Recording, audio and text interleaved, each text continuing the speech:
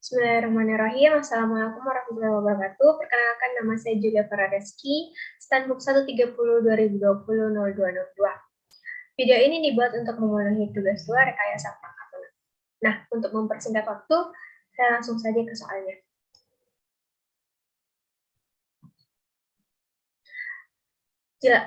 Jelaskan studi kasus contoh penerapan metode pengujian white box dan black box. Nah, sebelum melangkah lebih jauh, saya akan memperkenalkan apa sih white box dan black box testing itu sendiri. Nah, white box testing adalah salah satu metode pengujian perangkat lunak dengan cara menganalisa dan meneliti struktur internal dan kode dari perangkat lunak. Sedangkan black box testing adalah salah satu metode pengujian perangkat lunak yang berfokus pada sisi fungsionalitas, khususnya pada input dan output aplikasi. Nah, selanjutnya saya akan menjelaskan tentang studi kasus white box, yang dimana saya mengambil jurnal yang berjudul Pengujian White Box pada Sistem Informasi Monitoring Skripsi Program Studi Informatika. Sistem Informasi Monitoring Skripsi Program Studi Informatika Universitas Pembangunan Nasional Veteran Jawa Timur merupakan suatu sistem pengawasan terhadap mahasiswa Universitas Pengembangan Nasional Veteran Jawa Timur, khususnya program studi informatika Fakultas Ilmu Komputer, yang dimana dengan adanya aplikasi ini diharapkan sistem pengawasan skripsi mahasiswa program studi informatika yang sebelumnya masih manual bisa menjadi paperless dan digital serta semakin efisien maupun efektif dalam pelaksanaannya. Nah, adapun metode yang digunakan ada 3. Yang pertama, proses pengerjaan. Langkah dalam proses pengerjaan ini akan disajikan sebagaimana melakukan pengujian setelah dilakukan analisis data berupa file berekstensi .php yang terdapat dalam folder controller. Berikut adalah tahapannya. Nah, tahapannya ini sendiri dimulai dari membuat flowchart dari source code program setiap fungsi yang akan diuji, membuat flow graph untuk setiap flowchart yang telah dibuat, tentukan nilai dari edge, node, dan region dari flow graph yang telah dibuat, menghitung cyclomatic complexity dengan 3 cara. Yang pertama, VGE kurang N tambah 2, VG sama dengan PN tambah 1, VG sama dengan jumlah total dari region. Selanjutnya, membuat jalur independen atau independent path dari nilai hasil perhitungan cyclomatic complexity. Selanjutnya, membandingkan hasil dari perhitungan cyclomatic complexity dengan tabel resiko. Dan yang terakhir, membuat test code atau skenario uji coba berdasarkan dari jalur independen. Nah, yang kedua, adapun proses cara kerja sistem. Cara kerja dari sistem yang dilakukan peneliti untuk melakukan pengujian didapatkan dengan panduan dari membuat program aplikasi tersebut secara langsung. Dan yang ketiga atau yang terakhir, skenario pengujian sistem.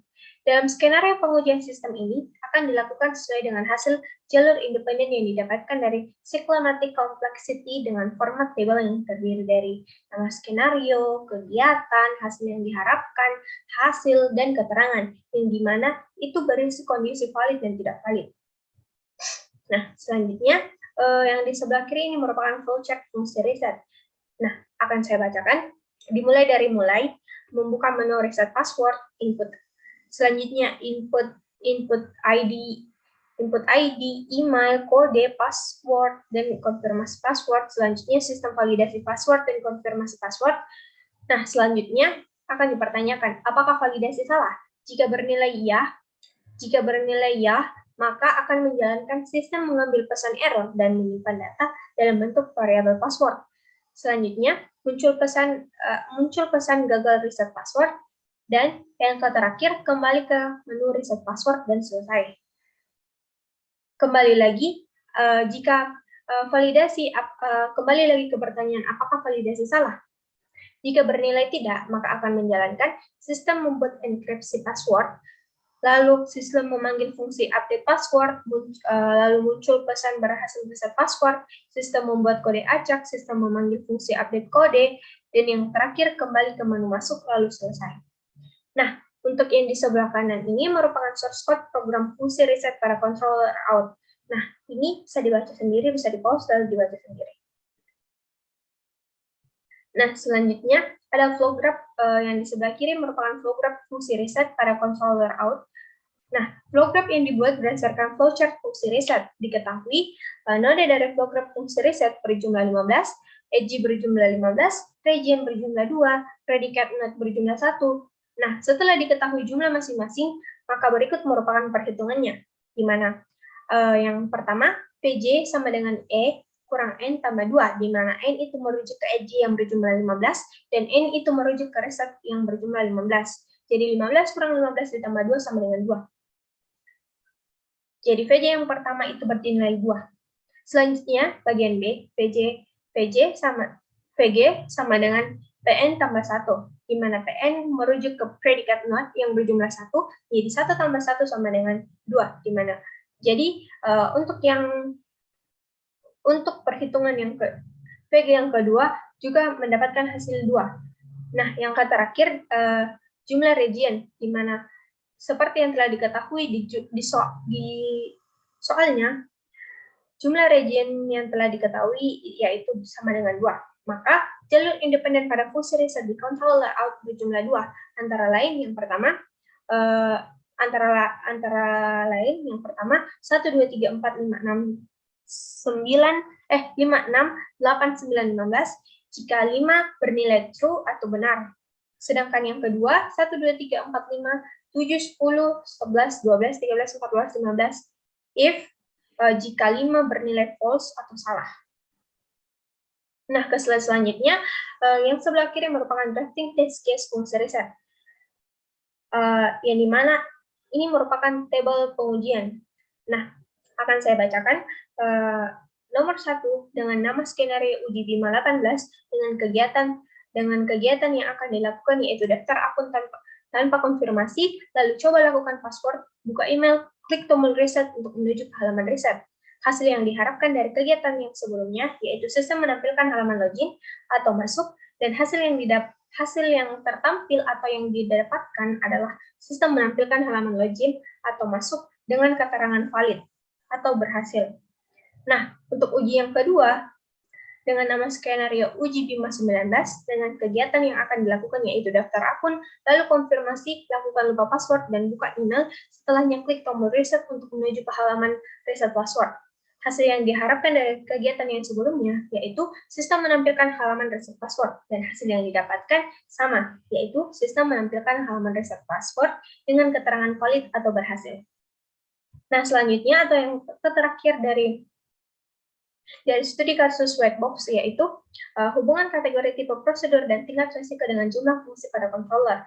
Nah, bisa kita lihat di sini tabelnya, nah, bisa dibaca sendiri. Nah, dari tabel di atas, dari 73 fungsi yang memiliki tipe prosedur dan tingkat resiko dengan kategori rendah dengan prosedur sederhana maupun terstruktur dengan baik dan stabil sebanyak 69 fungsi. 2 fungsi kategori menengah dengan prosedur yang lebih kompleks, dan 2 fungsi kategori yang tinggi dengan prosedur yang kompleks dan kritis. Maka persentase terhadap fungsi yang ada pada semua controller di aplikasi yang diuji, tingkat resiko yang rendah terhadap cacat atau error dengan persentase sebesar 94,5%, lalu yang memiliki resiko tingkat menengah terhadap cacat atau error sebesar 2,75%. Nah, selanjutnya saya akan beralih ke studi kasus black box. Nah, pada studi kasus black box, saya mengambil jurnal yang berjudul pengujian aplikasi dengan metode black box testing boundary value analysis. Pengujian perangkat lunak merupakan elemen kritis dalam menentukan kualitas suatu perangkat lunak. Pengujian ini meliputi desain, spesifikasi, dan coding. Penelitian ini bertujuan menguji perangkat lunak kantor digital di Politeknik Negeri Lampung. Proses pengujian dilakukan untuk mengetahui tingkat kesalahan yang terjadi pada perangkat lunak. Pengujian ini menggunakan metode black box testing boundary value analysis. Boundary value analysis sendiri merupakan jenis tes kias dengan menggunakan nilai normal, nilai minimal, dan nilai maksimal dari data yang akan diuji. Aplikasi mampu menangani data, baik data normal maupun data tidak normal dengan persentase keberhasilan 91,67%. Nah,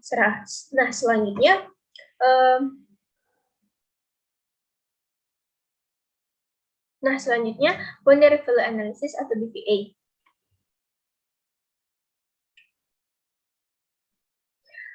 memiliki dua prinsip kerja. Yang pertama, kesalahan yang banyak terjadi adalah ketika proses memasukkan.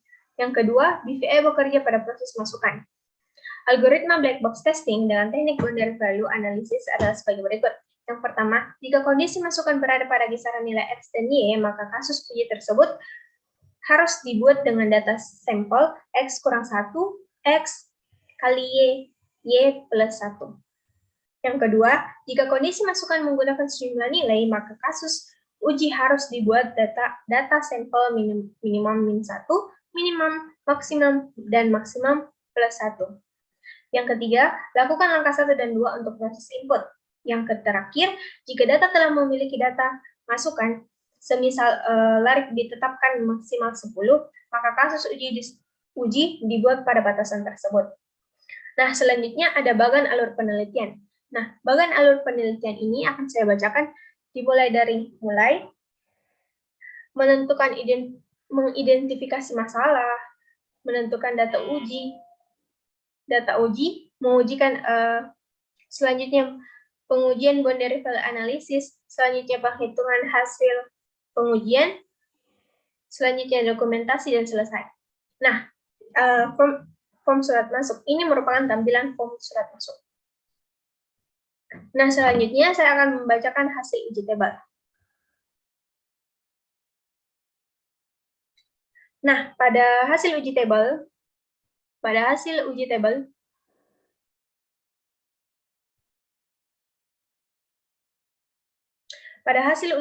yang pertama, yaitu hasil uji field no agenda, tingkat keberhasilannya itu 75%.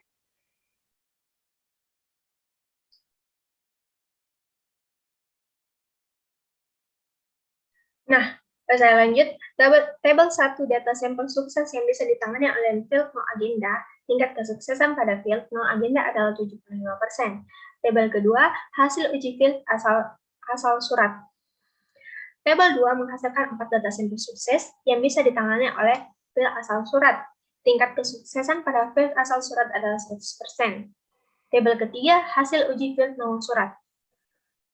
Tabel ketiga menghasilkan 4 data sampel sukses yang bisa ditangani oleh field nomor surat. Tingkat kesuksesan pada field nomor surat adalah 100%.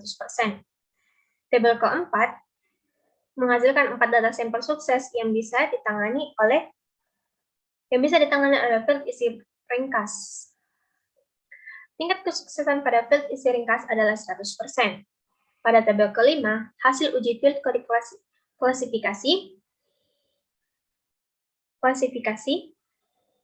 menghasilkan 4 data sampel sukses yang bisa ditangani oleh field kode klasifikasi. Tingkat kesuksesan pada field kode klasifikasi adalah 100%. Tabel ke-6, hasil uji field indeks berkas. Pada tabel ke-6 menghasilkan 3 data sampel sukses yang bisa ditangani oleh field indeks berkas. Tingkat kesuksesan pada field indeks berkas adalah 75%. Pada tabel ke-7, hasil uji field tanggal surat menghasilkan 4 sampel sukses yang bisa ditangani oleh field tanggal surat. Tingkat kesuksesan pada field tanggal surat adalah 100%. Nah, selanjutnya tabel ke-8 menghasilkan 4 data sampel sukses yang bisa ditangani oleh field file. Tingkat kesuksesan pada field file adalah 100%. Tabel ke-9, hasil uji field keterangan.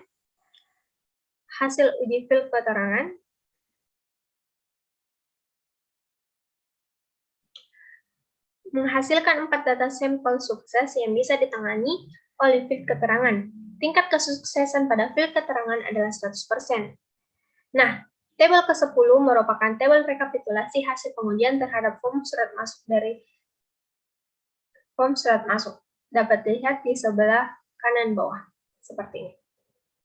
Nah, yang terakhir saya akan menyimpulkan dari studi kasus black box ini.